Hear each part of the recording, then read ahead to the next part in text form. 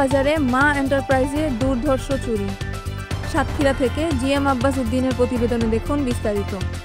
জানা যায়, সোমবার রাত্রে মা এন্টারপ্রাইজের শেখ শরীফুল ইসলাম পলাশ বলেন, সিসি ক্যামেরা ফুটেজ অনুযায়ী একটা 20 মিনিটের দিকে আমার বাণিজ্যিক সার ও কীটনাশক দোকানের তালা ভেঙে মালামাল, ল্যাপটপ ও নগদ টাকাসহ প্রায় 1,50,000 টাকার মতো চুরি হয়েছে। আশেপাশের দোকানদার ও এলাকাবাসী জানায়, আমাদের ঈদগাহ বাজারে কয়েক মাস আগে একটা দোকানের তালা ভেঙে চুরি হয়েছিল। কয়েক মাস যেতে না যেতেই আবার আরেকটি চুরি হলো। এলাকাবাসীদের দাবি, বাজারে নাইট গার্ড থাকা সত্ত্বেও কিভাবে চুরি হয় পরপর দুটি দোকানে।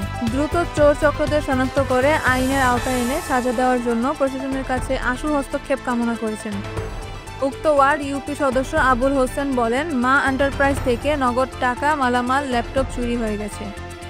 মফিজুল ইসলাম গাজী বলেন, ঘটনাস্থলে এসে দেখি দোকানের শাটার ভেঙে চুরি হয়েছে।